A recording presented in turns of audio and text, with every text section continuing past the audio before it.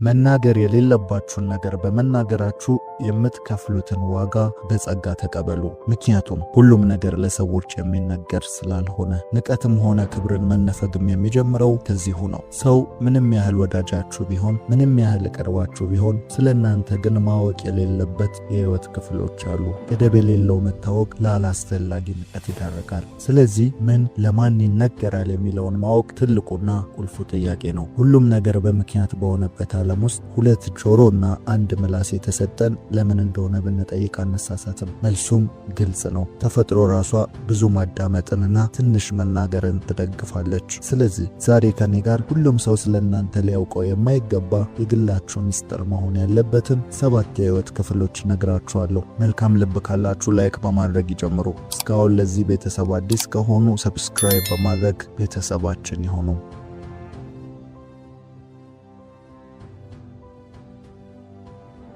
ሰው ሁሉ ድካም ይኖረዋል። ያንንም ለሰዎች ተናግሮ መፍትሄን ወይም መድኃኒትን ያገኝለታል። ለሰው መድኃኒቱ ሰው ነው የሚባለውም በምክንያት ነው። ነገር ግን ሁሉም ነገር ለሰው አይነገርም። ይህ ማለት አፍ የተሰጠን መርጠን እንድንናገር ነው ማለት ነው። የባይሆን ኖሮ ሰው ታይቶ የሚነበብ ግልጽ ፍጥረት በሆነ ነበረ።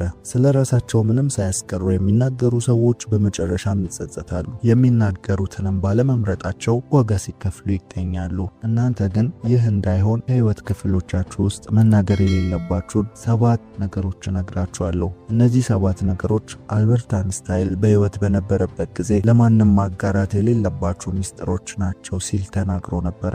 አሁን ወደ 7ቱ ለማንም መናገር ወደሌለብን ሚስጥሮች እንሄዳለን። አንደኛው ለማንም መናገር የሌለብን አሸናፊ የሆንበትን ሚስጥር ነው። አሸናፊ የሆናችሁበትን ሚስጥር መናገር የሌለባችሁ ያ የእናንተ ቁልፍ ስለሆነ ነው። ጥንካሬያችሁን አሳዩ እንጂ አትናገሩ።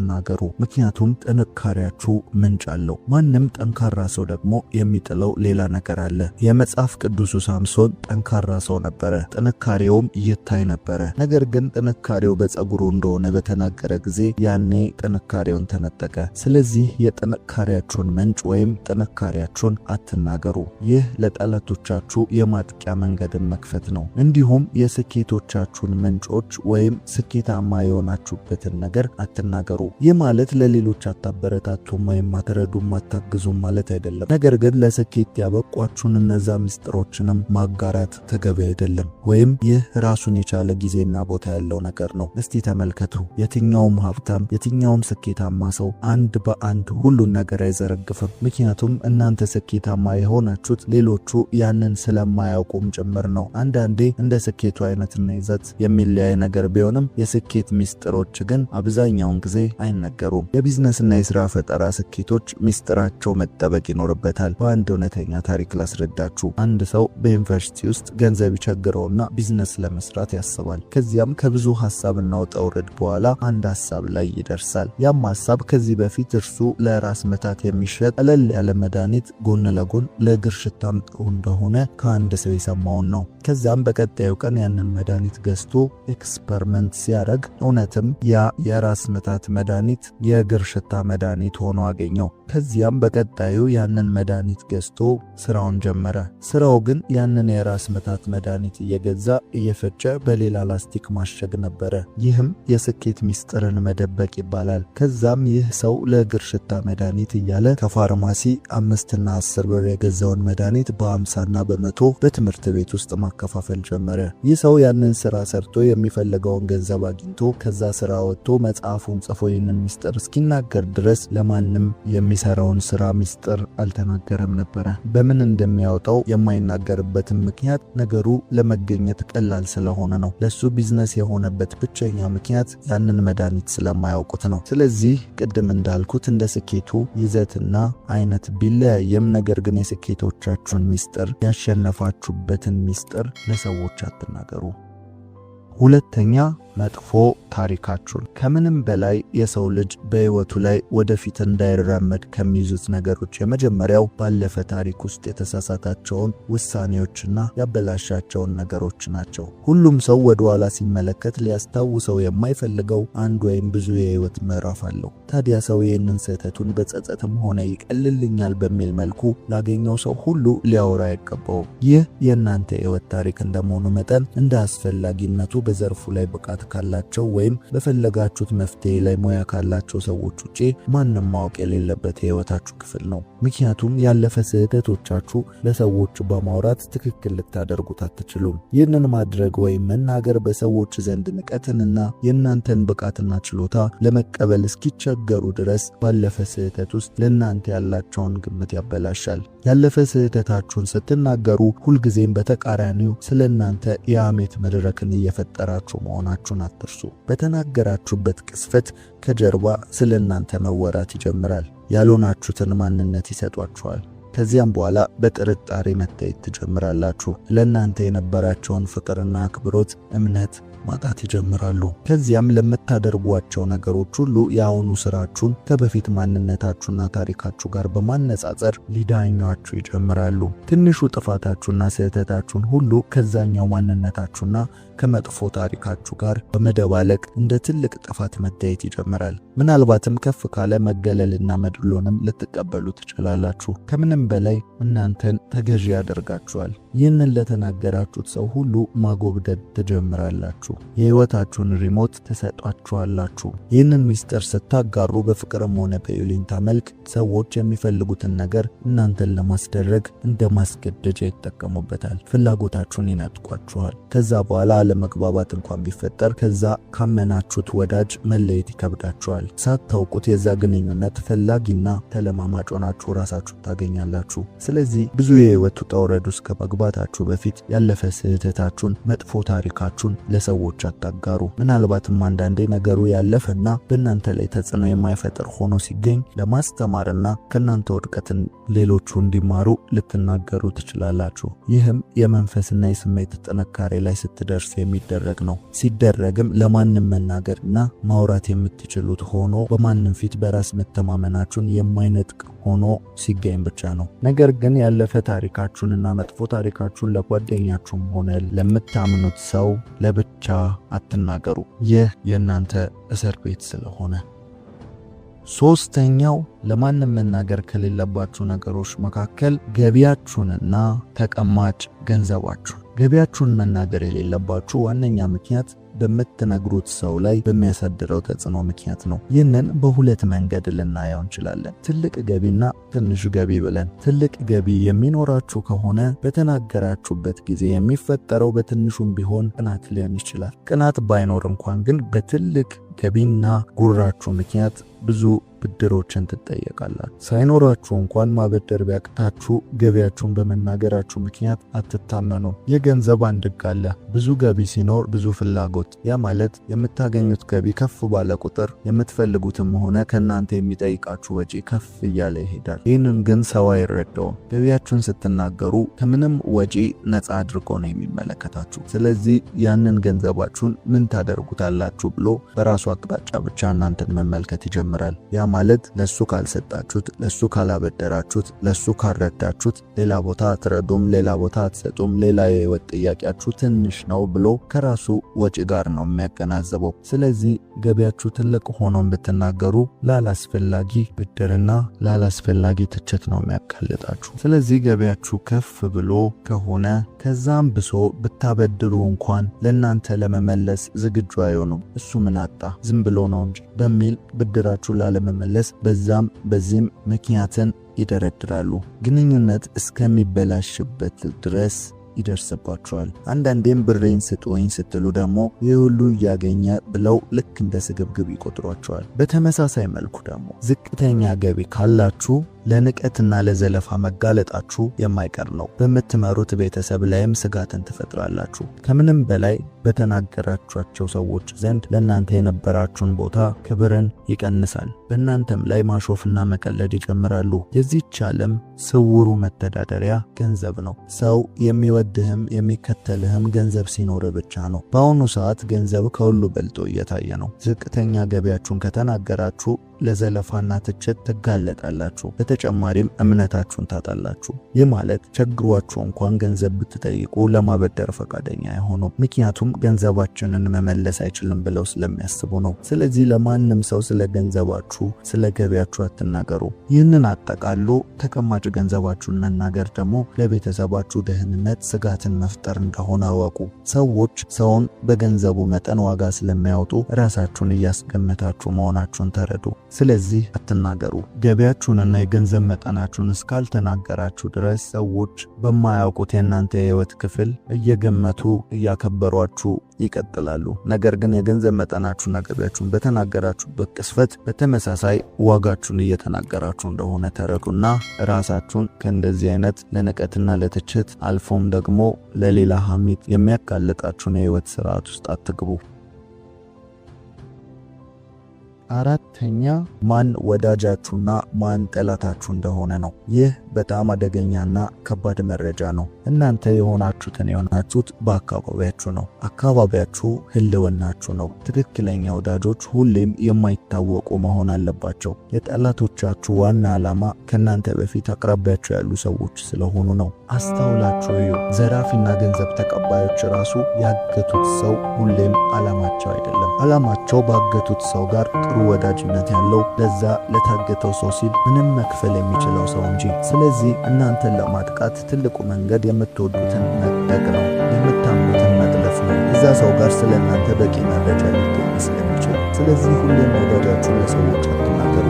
የምትወዷቸውን በልቦቻችሁ ጠብቋቸው፣ ምስጢር አርጓቸው። በተጨማሪም ጠላታችሁን ጭምር። ስለ ጠላታችሁ ስታወሩ ሌላ ቦታ ያለ ጠላታችሁ ከጠላታችሁ ጋር ያበራል። ማንን እንደምትፈሩ ማንን እንደማታምኑ ስትናገሩ የራሳችሁን ደህንነት እያጣችሁ ትሄዳላችሁ። ጠላቶቻችሁ በተመሳሳይ ፍላጎት ላይ የሚያገናኛቸውን ድልድይ ትፈጥራላችሁ። ምናልባትም ጠላቶቻችሁ እርስ በእርስ ባይተዋወቁ እንኳን የጠላት ወዳጅ የሚባለው የእናንተን ጠላት በመሆናቸው ብቻ እርስ በእርስ ይወዳጃሉ።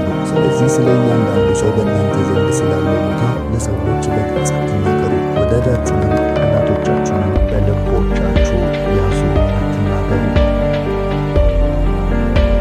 አምስተኛው ለማንም መናገር ከሌለባችሁ ነገሮች ውስጥ ራእያችሁን አታጋሩ። በእውነቱ ከሆነ ራእይ ለሰው በውስጣችሁ ያፍላጎት ሲያደርግ ለሰዎች በቶሎ አታጋሩ። ምክንያቱም እናንተ የምታዩትን በትክክል አይታያችሁም። ምክንያቱም ራእይ ከሆነ ያ ነገር የእናንተ ብቻ ነው። ያ የሚገባችሁ የምትረዱትን ወይም የተሰጣችሁ ለእናንተ ነው። በእናንተ ልክ የእናንተ ራእይ ሊኖረው የሚችል ሰው የለም። ይህ በውስጣችሁ ሐዘንን ከመፍጠሩ በፊት አይረዱኝም ከማለታችሁ በፊት ራእያችሁን ለሰዎች አታጋሩ። አንድ ትልቅ አጀንዳን ስታነሱ ወይም ሲገለጥላችሁ በልባችሁ ማቆየትን ተለማመዱ። ራሱ የሚገለጥበት በአካል ቅርጽ የምታስይዙበት ቀን ስላለ ያኔ ባያችሁት ልክ ማየት ይችላሉ። እስከዛ ድረስ ግን ሊታያቸው እንደማይችል አዋቁ። የምታስቡትን የሕፃናት ጨዋታ አድርገው ከመቁጠራቸው በፊት እናንተም እነሱን ሰምታችሁ እውነትም ጅል ነኝ እንዴ ምን ያሰብኩት ከማለታችሁ በፊት ነገሩን በልባችሁ ባመናችሁ ልክ አካል እንዲለብስ ወደ ተግባር ግቡ እንጂ በዛ ነገር ላይ ሰውን ለማሳመን አትልፉ።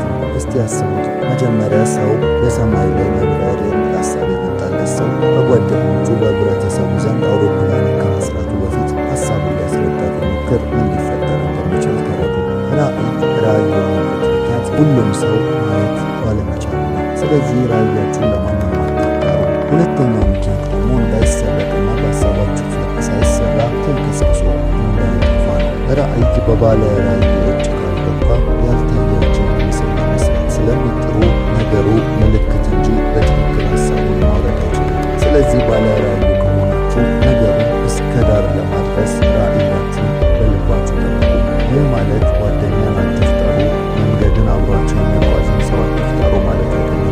ነገር ግን ዋናውን ስዕል ዋናውን ራእይ ከማሳየታችሁ ይልቅ እየተጓዛችሁ ባላችሁበት መንገድ ላይ የሚያስፈልገውን በቅርብ ጊዜ ልታደርጉ ያላችሁትን ነገሮች አብረዋችሁ እንዲያደርጉ የምትፈልጓቸውን ሰዎች ወይም ደግሞ እንዲረዷቸው የምትፈልጓቸውን ሰዎች ብቻ እያናገራችሁ ጊዜያዊ መፍትሄን እየጠየቃችሁ ተጓዙ። እናንተ የምትጓዙት ረጅም መንገድ ቢሆንም ለነሱ ግን አሁን ላይ ሊታያቸው የሚችል ሊገባቸው የሚችል ትንንሽ ነገርን ብቻ እየጠየቃችሁ እርዳታ እየጠየቃችሁ ተጓዙ።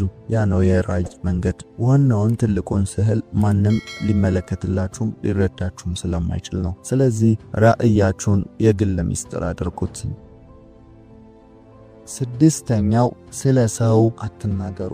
ይህ በተለምዶ ሐሜት የምንለው ነው። እናንተ መታማት አትወዱም፣ ስለ እናንተ እንዲወራ አትፈልጉም። ታዲያ ለምን ስለ ሌላ ሰው ታወራላችሁ? ግድግዳን ስትገፉት በተመሳሳይ ፎርስ እናንተን ይገፋችኋል። ያም አክሽን ኤንድ ሪአክሽን ፎርስ ይባላል። ህይወትም እንደዚህ ነው። አንተ ስለ ሌላው ሐሜት ላይ በተሳተፍኩ ቁጥር ስለ አንተም የሚወራው ወሬ አድማሱ እየሰፋ ይሄዳል። ምድር ላይ ያወጣኸውን ኢነርጂ ውጤት ታገኛለህ። ጊዜን ስለ ሰው በማውራት አታጥፋ። ጓደኛ ሲታማ ለኔ ብለህ ስማ እንደሚባለው አንተ ስታማ የሚሰሙ ሰዎች ነገ እነርሱንም እንደምታማቸው ማሰባቸው ወይም መገመታቸው አይቀርም። ደግሞም ልክ ናቸው። ስለዚህ ሐሜትን ስለ ሰው ማውራትን አቁሙ። ምንም አይነት የሰው ስህተትን በሌላ ሰው ፊት አጋፍጣችሁ አትስጡ። የሰው ገመናንና ሚስጥርን የመሸከም ትከሻችሁን አስፉ። ይህ እናንተ በሰዎች ዘንድ ጥሩ ተአማኒነትንና ተወዳጅነትን እንዲኖራችሁም ያደርጋል። ስለዚህ በምንም ሁኔታ ስለ ሰው አታውሩ። ከዛ ጋር ተያይዞ ልናነሳ የምንችለው ነገር ቢኖር ስለ ቤተሰባችሁም አትናገሩ ብለን ነው። ምናልባት በቤተሰብ ውስጥ እየኖራችሁ ይሆናል፣ ወይም የራሳችሁን ቤተሰብ መስረታችሁም ይሆናል። በሁሉም መንገድ ግን የቤተሰባችሁን ገመና ለውጭ ሰው አሳልፋችሁ አትስጡ። በቤተሰብ ጉዳይ የተከሰተው ማንኛውም ነገርን የሚመለከተው ቤተሰብን ብቻ ነው። ይህ የሚከሰተው እናንተ ቤት ብቻ አይደለም። በሁሉም ቤተሰብ ቤት ውስጥ የሚያልፍበት የራሱ ችግር አለ። ትንንሽ ጭቅጭቅና ትንንሽ ክርክሮች ይከሰታሉ።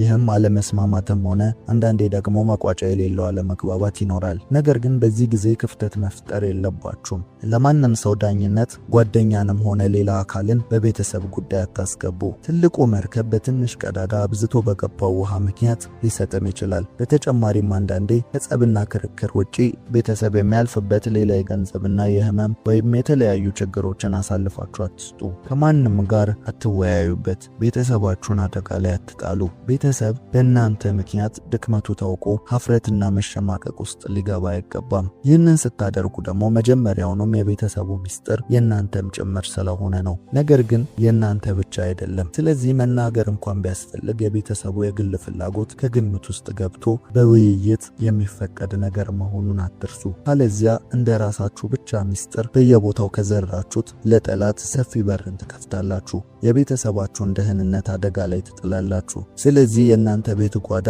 ማንም ሰው ማወቅ አይኖርበትም። ይህ የግል ጉዳይ ስለሆነ። በተጨማሪም ለእናንተ ቅርብና ታማኝ ሰው ከቤተሰባችሁ በላይ ቅርብ የሚሆን የለም። ሊረዷችሁም ሆነ ሊረዷችሁ ቤተሰባችሁ ከእናንተ ጋር ናቸው። ስለዚህ መፍትሄን ፍለጋ ሌላ የሚጎዳችሁን ነገር አታድርጉ፣ አታውሩ። ይህ ሚስጥርን መጠበቅ የእናንተን ኃላፊነት የመጠበቅ ብቃት ያሳያል። ስለዚህ በሐሜት መሳተፍም የለባችሁም። ስለ ቤተሰባችሁም ለሰዎች ተንትናችሁ መናገር የለባችሁም። ሰባተኛውና የመጨረሻው የወደፊት እቅዳችሁን ነው። የሰው ልጅ ወደፊትን በአይነ ህሊናው የመሳል ከፍተኛ አቅም አለው። ይሄ ኢማጂኔሽን ደግሞ ወደ እቅድና ወደፊት ላይ ብዙ እንድታስቡ ያደርጋል። ያም በውስጣችሁ ልዩ ስሜትን ይፈጥራል። ከዛም ልክ በዛ ጊዜ ተናገሩ የሚል ስሜት በውስጣችሁ ይፈጠራል። ስለዚህ የሰው ልጅ ተፈጥሮ አዲስ ሐሳብንና የወደፊት እቅድን ለሰዎች የመናገር ጥልቅ ፍላጎት ያድርበታል። ይህ ግን ሁለት ጉዳት አለው። አንደኛ አእምሮአችን የሚጠቀመው ዘዴ ሲሆን፣ ሁለተኛ ሰዎች ጋር በመድረሱ የሚፈጠረው ስሜት ነው። አንደኛ አእምሮአችን የሚጠቀመው ስሜት ስንል አእምሮ በተደረገና ሊደረግ ባለ ነገር መካከል የሚለየው በሚሰማን የእርካታ ስሜት ብቻ መሆኑ ነው። ያም ማለት ነገሩ ከመደረጉ በፊት ያንን የእርካታ ስሜት ካገኘው ነገሩ እንደተደረገ የመቁጠር ባህሪ ያለው። ይህም ለዛ ነገር የሚያሳድረው ግፊትና ኃይል እየቀነሰ ይመጣል። በዚህም ምክንያት ያቀደውን ሳያደርግ እኛም ያሰብነውን ሳናደርግ እንቀራለን ማለት ነው። ሰው እቅዱን የወደፊት ዓላማውን ለሰዎች በቃል ሲናገር የእፎይታና የእርካታ ስሜት ይሰማዋል። እንዲናገርም የሚያስገድደው ኤነርጂ ለዚሁ ነው። ስለዚህ በተናገራችሁበት ቅስፈት ከውስጣችሁ ውጥረት ታርፋላችሁ ማለት ነው። ነው። እፎይታንም ታገኛላችሁ። ያን አእምሮ ነገሩ እንደተደረገና እንደሆነ መቁጠር ይጀምራል። ስለዚህም ለዛ ተግባር ያወጣ የነበረውን ኢነርጂና ኃይል ግፊት ይቀንሳል ወይም ያቆማል። ብዙዎቻችን በዚህ ምክንያት የምንፈልገውን ነገር ሳናደርግ ቀርተን እናውቃለን። እናቅዳለን፣ አንፈጽምም። ምክንያቱም ለሰዎች በመናገራችን ምክንያት ኢነርጂያችን ስለወጣ ነው። ስለዚህ እቅዳችንን ለሰዎች መናገር የለብንም። እቅዳችንን ለሰዎች መናገር የሌለብን አንደኛው ምክንያት ይሄ ሲሆን፣ ሁለተኛው ደግሞ በመናገራችን ምክንያት በተናገርነው ሰው ላይ የምናሳድረው ስሜት ነው። ሰው ምንም ያህል ጥሩና መልካም ቢሆን ራሱን ግን ማወዳደሩ የማይቀር ነው። ይህ ማለት በምትናገሯቸው ነገር ላይ ሊያበረታቷችሁም ሊያደንቋችሁም ይችላሉ። በተቃራኒው ግን በውስጣቸው የህይወታችንን ስሜት ትፈጥራላችሁ። ያም ማለት ራሳቸውን ከእናንተ ጋር ያወዳድራሉ። እናንተ ለመጎበዝ፣ እናንተ ለመለወጥ፣ እናንተ ብዙ ነገርን ለመፍጠር ባሰባችሁበት ልክ የእነሱን ስንፍና ታሳያችኋላችሁ። ስለዚህ ሰዎች ደግሞ ስንፍናቸውን የሚነግራቸው ወይም ደግሞ የእነሱን ማነስ የሚነግራቸውን ሰው አይፈልጉም። ስለዚህ ራሳቸውን ከእናንተ ጋር በቁመትም ማለካካት መወዳደርም ይጀምራሉ። ስለዚህ ቅናት ይፈጠርባቸዋል። ቅናቱ መልካምም መጥፎም ሊሆን ይችላል። ለእናንተ መንገድ መሳካትም እንቅፋትም ሊሆን ይችላል። እምነትና ቃል ኃይል አላቸው። ይህ ማለት እነዛ ሰዎች በእናንተ ላይ የቅናትና እንዳይሳካላችሁ ቃል ሲያወጡ ወይም እንዳይሳካላችሁ ሊያምኑ ይችላሉ። ይህ በተዘዋዋሪ ሁሉ ነገር ኢነርጂ በሆነበት ዓለም ውስጥ እናንተ ጋር በማታውቁት መንገድ ተጽዕኖን መፍጠሩ የማይቀር ነው። የእነርሱ የእናንተን ውድቀት መመኘትና መፎካከር አንዳንዴም ብሎ ሐሳባችሁን መስረቅ ድረስ የሚደርስ ትልቅ ውጣ ውረድ ውስጥ ልትገቡ ትችላላችሁ። ስለዚህ የእነርሱን ኢነርጂ የእናንተን ተነሳሽነት ሊያጠፋው ይችላል። አንዳንዴም አይሆንም፣ አይሳካም የመሳሰሉ ተስፋ አስቆራጭ ሁኔታ ስር ሊከታችሁ ይችላል።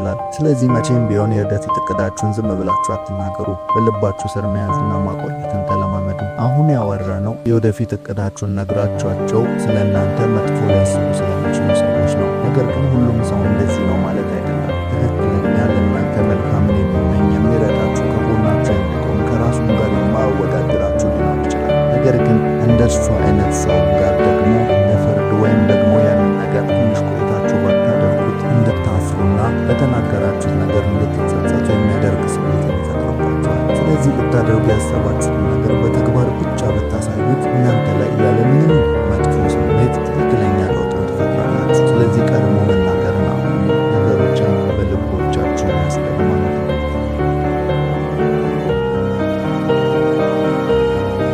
ምን ያህል በሳል ናችሁ? ብስለትስ ምንድን ነው? በዛሬው ቪዲዮ አንድ ሰው ከህፃንነት ወይም ከልጅነት ወደ ብስለት መሸጋገሩን የሚያመለክቱ 10 ምልክቶችን እናወራለን። እንደ ዕድሜ መሆን ምንድን ነው? ብስለትስ ከዕድሜ ጋር ይገናኛል? በእርግጥ ብስለት ከዕድሜ ጋር ሙሉ ለሙሉ አይገናኝም ማለት ባንችልም፣ ነገር ግን ብስለት የዕድሜ ጉዳይ ነው። ምክንያቱም ከዕድሜው በላይ የሆነ ህፃንና ብዙ የሚቀረው ትልቅ ሰው ስላለ። ብስለት እውቀት ወይም የትምህርት ደረጃ አይደለም። ብስለት በቀጥታ ከኢኪው ጋር ወይም ከስሜት ብልህነት ጋር ተያይዞ ሊቀርብ የሚችል ብስለት የአእምሮ፣ የስሜት፣ የመንፈሳዊ ህይወትና የሁለንተና ሚዛናዊ እድገት ነው። በተጨማሪም ብስለት ራስንና ሌሎችን የምናስተናግድበት መንገድ ነው። አንድ እውነት ግን አለ። ብስለት በዕድሜ ተጽዕኖ ስር ግን ይወድቃል። እንደ ዕድሜ ያልሆነውን ሕፃን ብንተው እንኳን እንደ ዕድሜ ያልሆነውን ትልቅ ሰው ግን ዕድሜ የሚጠይቀውን ብስለት ባለማሟላቱ በህይወቱ፣ በቤተሰቡ፣ በትዳር አጋሩ፣ በልጆቹ በሚመራው የዕለት ተዕለት እንቅስቃሴ ላይ ለመምራት የማይበቃ ወይም እምነት የማይጣልበት ሆኖ ይገኛል። ታዲያ አንድ ሰው ከህፃንነት ወይም ከልጅነት አስተሳሰብ ወደ ብስለት መሸጋገሩን የሚጠቁሙ ባህሪዎች ምንድን ናቸው? በዚህ ቪዲዮ አንድ ሰው ከልጅነት አስተሳሰብ ወደ ብስለት ሲሸጋገር የሚስተዋሉትን 10 ምልክቶች እናወራለን። በእናንተ ላይክ ማድረግ ቪዲዮ ለብዙዎች እንዲደርስ ስለሚረዳ መልካም ልብ ካላችሁ ላይክ በማድረግ ይጀምሩ።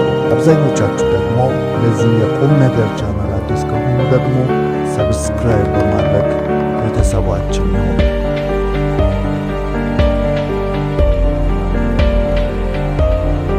አንድ ሰው ከህፃንነት ወይም ከልጅነት ወደ ብስለት ደረጃ ተሸጋገረ ስንል በዋነኝነት በአስተሳሰብና በአመለካከቱ ላይ ለውጥ መታየት ጀምሯል እያለ ነው። ይህም በስሜቱ ላይ ታላቅ ተጽዕኖ ስለሚኖረው በባህሪው ላይ የሚስተዋሉ ለየት ያሉ ከዚህ ቀደም ማያደርጋቸው ነገር ግን በጊዜ ሂደት አውቆም ሆነ ሳያውቅ በራሱ ላይ የሚታዩ የባህሪ ለውጦች ናቸው። ወደ እነዚህ ለውጦች ስንገባ ከ10 የመብሰል ምልክቶች መካከል አንደኛው የተቆጠበ ንግግር ወይም ብዙ በማውራት አለመደሰት ነው። ይህ ከጊዜ ጋር አንዳንዴም ከትልልቅ ገጠመኞች፣ ከሐዘን፣ ከደስታ ከመሳሰሉት ከተለያዩ ሁኔታዎች ወይም ነገሮች በጥልቀት ከመመርመር ጋር ተያይዞ ሊከሰት የሚችል ልዩ ባህሪ ነው። የሰው ልጅ ደስታንና እርካታን ፈልጎ ወይም በምድር ላይ አዲስ የማይጠገብን ነገር ፈልጎ ማግኘት ሲያቅተው ሁሉም ነገር የተደረገና የሚደረግ እየተደረገ ያለ እንደሆነ ሲረዳ በትንሹ ስሜቱን በዝምታ ያንጸባርቃል። ይህ ባህሪ ማስተዋልን ወይም ነገሮችን በጥልቀት መረዳትን ወይም ከራስ ጋር ረጅም ጊዜ ማሳለፍን ያመለክታል። ብዙውን ጊዜ እንደዚህ አይነት ሰው የሚታወቀው በተቆጠበ ንግግሩ ነው። አንድ ነገር መሆን ካለበት እንደሚሆን፣ መሆን ከሌለበት ደግሞ እንደማይሆን ቀድሞ የተረዳና በወሬና በብዙ ማስረዳት ምክንያት የሚለውጠው ነገር እንደሌለ ቀድሞ የተገነዘበ ሰው። ስለዚህ ስለ ራሱም ሆነ ስለሚፈልገው ነገር የትኛውም አቅጣጫ ከልክ ባለፈ በብዙ ንግግር ሲያስረዳ ይስተዋል። ለሌላ ደግሞ ይህ ሰው የዝምታን ኃይል ወይም በመናገር ውስጥ ያለውን አቅም ማጣት፣ በሰዎች ፊት ክብርን ማጣት የተገነዘበ ሰው ከብዙ መናገር የሚመጡ ስህተቶችን የተረዳ ነው። በመሆኑም ከብዙ ንግግር የሚፈጠረውን ስህተት ተገንዝቦ በጥቂት ቃላትና በግልጽ ቋንቋ በውስጡ ያለውን ሀሳብ በተመጣጠነ ቃላት መግለጽ የሚችል ሰው ነው። ይህ ባህሪ የሚስተዋልባችሁ ከሆነ ከብስለት ምልክቶች ውስጥ የመጀመሪያውን አሟልታችኋል ማለት ነው። ከበሳል ሰዎች ምልክቶች ውስጥ ሁለተኛው ልዩነትን ማክበር ነው። በሳል ሰው ከምንም በላይ ሰዎች ላይ ጫናን መፍጠር ወይም የራሱን ነገር እንዲቀበሉ አያስገድድም፣ ወይም መመሳሰል የግዴታ ነው ብሎ አያምንም። በልዩነት ያምናል። ልዩነት ውበት መሆኑን የተረዳ ሰው ነው። ሕይወት የማትሰለቸው በልዩነት የመኖሪያችን ምክንያት መሆኑን ተረድቷል። እንደዚህ አይነት ሰው በልዩነት ውስጥ ያለን ውበት ፈላጊ ነው። አንድ ስዕል በልዩ ቀለማት እንደሚያጌጠው ሁሉ አንድ ቀለም ብቻውን ስዕልን ሊያስውብ እንደማይችለው ሁሉ ልዩነትን እንደ ቀለሙ ልዩነት ወደ ውበት ለመቀየር የሚተጋ ሰው ነው። የራሱን ሐሳብ ከማይቀበሉ ጋር ጦርነት አይገጥምም። አቋሙን ባይለቅ እንኳን ድንበራቸውን አይነካም። ይህ ከመብሰል ምልክቶች አንዱ የሆነው ባህሪ በሀገራችን ላይ ትልልቅ ባልናቸው ፕሮፌሰርና ዶክተሮች ላይ አለመንጸባረቁ ብስለት የትምህርትና የዕድሜ ጉዳይ አለመሆኑን ቁልጭ አድርጎ ያሳየናል። በዛው መጠን እዚህ ጋር ለማሳሰብ የምንወደው ካላዋቂዎች ጥፋት ይልቅ የአዋቂዎች ዝምታ ብዙ ይጎዳናልና በሀገራችን የምናየው ይህንኑ ነው። በሳል ሰዎች ዝም በማለታቸው ምክንያት ምድራችን ያልበሰሉ ሰዎች መድረክ መሆኗ ያሳዝናል። ልዩነትን ማክበርና መቀበል ነገርን ለማረጋጋት የምንወስደው መፍትሄ ሳይሆን የበሰሉና የሰለጠኑ ዜጎች መገለጫ ነው። በመሆኑም ይህ ምልክት ካለባችሁ ልዩነትን አምኖ መቀበል የምትችሉ ከሆነ ከብስለት ምልክቶች ውስጥ ሁለተኛውን አሟልታችኋል ማለት ነው። ከበሳል ሰዎች ምልክቶች ውስጥ ሶስተኛው ከጭፈራና ከመዝናናት ይልቅ እንቅልፍ የተሻለ መሆኑን ይረዳሉ።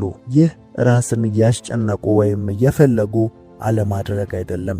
ነገር ግን በሳል ሰዎች ለዓለም ባላቸው መረዳት ምክንያት ጓደኞቻቸው እንውጣ፣ እንዝናና፣ እንጨፍር፣ እንደሰት በሚሏቸው ጊዜ እነርሱ ግን ከዛ በመቅረት በእረፍት ጊዜያቸው ጥሩ እንቅልፍን ለሰውነታቸው ይመግባሉ። ይህንን ሲያደርጉ ወደ ብዙ ልንረዳው እንችላለን። አንደኛ ቅድም እንዳልኩት ለዓለም ባላቸው ንጹህ ከጽንፈኝነት በጸዳ አእምሮ በሚያዩበት ጊዜ ከነዚህ ነገሮች ጀርባ ስላለው ክብርን ማጣት፣ በርካሽ ቦታ መገኘት፣ ራሳቸውን ከማይመጥን ስፍራ ማራቅ፣ በተጨማሪም ደግሞ በተጣራ ሁኔታ ትርፍና ኪሳራቸውን አስልተው ለመዝናናት የሚወጣው ጉልበትና ገንዘብና ጊዜ ይልቅ በነፃ የተሰጣቸው እንቅልፍ አሊያም ከራሳቸው ጋር ማሳለፍን ምርጫ ያደርጋሉ። ይህ ጥልቀት የሚያስፈልገው መረዳት እንጂ ከላይ ካየነው ሕይወትን አሰልቺ ማድረግ መስሎ ይታየናል። ነገር ግን በሳል ሰዎች ይህንን ሲያደርጉ ምንም አይነት ሐዘንና ጸጸት አይታይባቸውም። ተገደውም እንዳልሆነ በምርጫቸው ከሚዝናኑት ሰዎች በላይ ደስተኛ መሆናቸውን ስትመለከቱ ትረዳላችሁ። እነዚህ ሰዎች አንድ የተለየ ነገር እንደገባቸው ያስታውቃሉ። ይህም ስሜታቸውን መግዛትና መረጋጋት በተሻለ ሁኔታ ችለውበታል ማለት ነው። ስለዚህ እንዲህ አይነት ሰው ደግሞ ለትዳር ለጓደኝነትም ሆነ ለየትኛውም ኃላፊነት የምታምኑት ሰው ነው። ቤተሰቦቹ በእርሱ ደስተኛ ናቸው። በተጨማሪም መልካም ስምን በሰፈሩ የገነባ ነው። ይህ ባህሪ ካላችሁ ከ10 የብስለት ምልክቶች ውስጥ 3ኛውን አሟልታችኋል ማለት ነው። 4ኛ ፍቅርን በግድ አያደርግም። ፍቅር ስሜት እንጂ የምክንያትና ሰበብ ድርደራ እንዳልሆነ ጠንቅቆ ያውቃል። ሲወድም ሆነ ሲወደድ ፍቅር በግድ ሊሆን እንደማይችል ተገንዝቧል።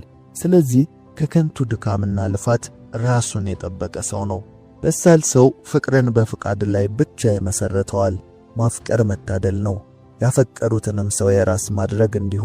ነገር ግን ማፍቀርና ያፈቀሩትን የራስ ማድረግ መካከል ሰፊ ገደል አለ፣ ያም ፈቃድ። ለዚህ ፈቃድ ለሚለው ገደል ደግሞ ድልድዩ የተፈቃሪው ሰው ፈቃድ ይሆናል ማለት ነው። የብዙዎቻችን ችግር ይህ ነው፣ የወደድነውን የራስ ለማድረግ የሚከፈል መስዋዕትነት። በሳል ሰው ግን ይህንን አያደርግም፣ ምክንያቱም ራሱ ወዳድ አይደለም። የራሱን ስሜት የራሱን ፈቃድ ብቻ የሚከተል አይደለም። ስለዚህ ነፃ ሆኖ ማሰብን፣ ማስተዋልን፣ መመርመርን ጠንቅቆ ያውቅበታል። ስሜቱን ይቆጣጠራል፣ እንዲሁም ራሱን ይገዛል። ይህ ባህሪ ካላችሁ ከ10 የብስለት ምልክቶች ውስጥ 4ኛውን አሟልታችኋል ማለት ነው። 5ኛ በቀላሉ አይፈርድም። በሳል ሰው ነገሮችን የማስተዋል ወይም በጥበብ የመመርመር ችሎታው ከማንም ሰው ይልቅ ላቅ ያለና ከፍ ያለ ነው። በዚህም ችሎታው ምክንያት የሰውን ችግር መረዳት ይችላል። በማንም ላይም አይፈርድም። በሳል ሰው አትፍረድ ይፈረድብሃል በሚለው ሕግ ነው የሚንቀሳቀሰው።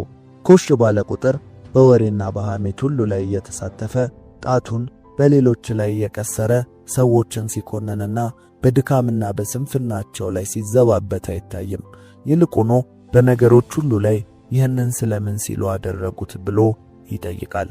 የበዳይንም የተበዳይንም ቃል ያለ ጽንፈኝነት ያዳምጣል። ፍትሃዊ ነው። ፍትሃዊነቱም ባለመፍረድ ነው። በሰው ጫማ ልክ መግባት እንደማይቻል ጠንቅቆ ስለሚያውቅ ራሱን አያመጻድቅም፣ ሌሎችንም አይኮንንም። ለመረዳትና ለመርዳት የሚችለውን ያደርጋል እንጂ። በሳል ሰው የማይፈርድበት ሌላኛው ዋነኛው ምክንያት በዚህች ዓለም የሚከናወን ሁሉ ነገር መደረግ የሚችል እንደሆነ ስለተገነዘበ ነው። ዓለምን በጥልቀት ይፈትሻል፣ ይመረምራል። በመጨረሻም ሰው ስለሆነ ይሳሳታል፣ ልክም ይሆናል። ያጠፋል፣ ደግሞ ያበጃል። ይጸድቃል፣ ደግሞ ይኮነናል። በቃ ይህ የሰውነት ጸባይ ነው። ሁሉም ሰው በተገለጠና ባልተገለጠ ጥፋት መካከል ይለያይ እንጂ ሁሉም ድካም አለው። ሁሉም ሊያወራው የማይፈልገው ያለፈ በደል አለው። ሁሉም ሰው ኃጢአተኛ ነው። ስለዚህ በሳል ሰው ይህንን በመረዳት በማንም ላይ የፍርድ ጣቱን ሲጠቁም አይታየም። ይህ ባህሪ ካላችሁ ከ10 የመብሰል ምልክቶች ውስጥ 5ኛውን አሟልታችኋል ማለት ነው። 6ኛ የተከፈተ አእምሮ።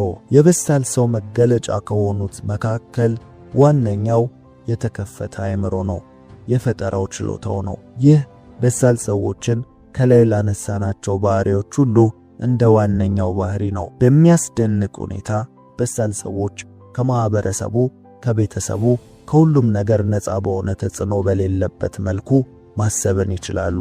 የተከፈተ አእምሮ አላቸው። በነፃነት ከሳጥን ውጭ ያስባሉ። አዲስ ነገርን ለመሞከር አይፈሩም። ሪስክ መውሰድ ይችላሉ። በሳል ሰዎች በዚህ በነፃ አእምሯቸው ዓለምን አብጠርጥረው ይፈትሿታል። የሕይወትን ትርጉም ለምንና እንዴት እንደመጡ ይጠይቃሉ። በነፃነት ይመረምራሉ። ለመመርመር ለማወቅ ክፍት ናቸው። በዚህ ምድር ሐሳብ ተለዋዋጭ ነው። ግትር አይደሉም። ካሳመናቸውና ልክ ከሆነ ሐሳብ መቀየር መሸነፍ መስሎ አይታያቸውም። የተማሪነት ልብ አላቸው። ሁሌም ከሚያውቁት የማያውቁት እንደሚበልጥ የተረዱ ናቸው። ከበሳል ሰዎች መካከል አንድ ሰው እንዲህ ብሏል፣ እኔ የማውቀው አለማወቄን ነው። ይህን ንግግር የተናገረው ሶቅራጠስ ነበረ። አልበርት አንስታይን እንኳን እንዲህ ብሏል፣ እኔ ምንም የተለየ ብቃትና ችሎታ የለኝም፣ እኔ ያለኝ ታላቅ የማወቅ ጉጉት ነው ሲል ተናግሯል። ታዲያ በአጭር አማርኛ ታላላቅ ሰዎች እንኳን ታላቅ ያደረጋቸው የተከፈተ ለመማር የተዘጋጀ ክፍት የሆነ አእምሮ ነው።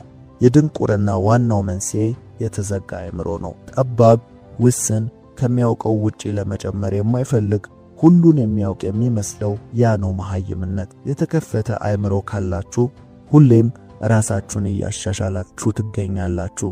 የተዘጋ አእምሮ ካለው ፕሮፌሰር ጨረስኩ ብሎ ከተቀመጠው ምንም ያልተማረው የተከፈተ አእምሮ ያለው አንድ ግለሰብ ነገ ከፕሮፌሰሩ የተሻለ የኑሮና የህይወት መሻሻልና ጥልቅ ዕውቀት ውስጥ ታገኙታላችሁ። የተከፈተ አእምሮ ሁሉም የተሻለ ቦታ ያደርሳል። ተማሪ ካለ አስተማሪ የትም አለ እንደሚባለው ማለት ነው። ይህ ባህሪ ካላችሁ ከበሳል ሰዎች ባህሪ ስድስተኛውን አሟልታችኋል ማለት ነው። ሰባተኛ ጸብን በዝምታ ካስፈለገ በመሸነፍ ያሳልፋል። በሳል ሰው ለ70ና 120 ለማያልፍ ለጥቂት ዓመት ጸብን በሕይወቱ አይጋብዝም። የማሳለፍን ጥበብ ተክኖበታል። ነገሮችን በዝምታ ያልፋቸዋል። ሁሉን ችሎ ማሳለፍ ያውቃል። ስሜታዊ አይደለም፣ ራሱን ይቆጣጠራል። ስለዚህ ጸብ ወይም ጥል ሲፈጠር ምክንያታዊ እንጂ የፈለገውን አያደርግም። ከጸብ ይሸሻል፣ ቢገጥመው ያሳልፋል። የተሳዳቢን ስድብ ችሎ ያላዋቂዎችን ንግግር ችሎ እሱ ግን በጥበብ በማስተዋል ጸቡ ቢፈጠር የሚያስከትለውን ጉዳት በሱም በተጣዩም ሕይወት ላይ የሚኖረውን ተጽዕኖ ብሎም የሚያስከትለውን አይሽሬ ቁስል ምህረት ቢኖረው እንኳን ስለማይጠፋው ጠባሳ ሲል ሁሉን ይታገሳል። ሰፊ ልብ አለው። ትከሻው ደንዳና ነው። ከፊት ከቀረበለት ጸብ ይልቅ በጸቡ የሚጎዱትን ኃላፊነት የወሰደላቸውን ቤተሰቡን፣ ልጅ ካለው ልጁን፣ ሚስት ካለው ሚስቱን፣ ብቻውን ከሆነ የሚወዱትን ያስባል። በሱ ድንገተኛ ስሜታዊነት ምክንያት ስለሚያስከፍላቸው ዋጋ፣ ስለነዛ እሱን ስለሚወዱት፣ ስለሱ ግድ ስለሚላቸው ሰዎች ያስባል። ስለዚህ ማሳለፍን ይመርጣል። ውሳኔው ከባድ ቢሆንም ራሱን ይገዛል። ይህ ሰው ለኃላፊነት ብቁ ነው። የበሰለ ጭንቅላት አለው ማለት እንችላለን። እንግዲህ ይህም ባህሪ ካላችሁ ከበሳል ሰዎች ባህሪያት መካከል ሰባተኛውን አሟልታችኋል ማለት ነው። ስምንተኛ የልብ ስብራትን ይቀበላል። በሳል ሰው ስንል ያው ሰው ነው። የሚገጥመው ችግር፣ የሚጋፈጠው መከራ አለ። ልክ እንደ ሰው ይከዳል፣ ይከስራል፣ ነገሮች ይበላሻሉ። በዚህ ጊዜ የልብ ስብራትን ይቀበላል። ይህ ማለት በቃ ሰውነቱን ያረጋግጥለታል። ግን በሳል ሰው የትኛውንም ስብራትን መቋቋም ይችላል። ዳግም እንዳይነሳ አርገው አያፈራርሱትም። ቢወድቅ አዋራውን አራግፎ፣ ቢመታ አልጋውን አነጣጥፎ ይነሳል። በቃ የማይታለፍ የሚመስል ሁኔታ ውስጥ ሲያልፍ የልብ ስብራትን ይቀበላል፣ ይቋቋማል። ምንም አይንካኝ አይልም፣ ፈሪ አይደለም። በሚወስናቸው ውሳኔዎች፣ በሕይወቱ ውስጥ በሚጋፈጣቸው ሪስኮች ብዙ ነገርን በሕይወቱ ላይ ያሳልፋል። ልቡ ይሰበራል፣ ነገር ግን ይቋቋማል። አለቃቃሽ፣ አጉረምራሚ፣ አማራሪ አይደለም። በቃ በአጭር አማርኛ የሕይወትን ኢፍትሃዊነት የተረዳ ሰው ነው። ስለዚህ ራሱን ለሚገጥሙት አደጋዎች ያዘጋጀ ሰው ነው። ይህ ባህሪ ካላችሁ ከበሳል ሰው ምልክቶች ውስጥ ስምንተኛውን ባህሪ አሟልታችኋል ማለት ነው። ዘጠነኛው የይቅርታ ልብ አለው። የበሳል ሰው ዋና መገለጫ ይቅር ባይነት ነው። ይቅር ባይነት ስንል ነገ ያ ሰው ያን በደል ሲበድለን የቀደመውን እያስታወሱ እየደመሩ ማሸማቀቅ ሳይሆን ከልብ የሆነ ይቅርታ ማለት ነው። ይቅርታ የታላቅና የበሳል ሰው መገለጫ ነው።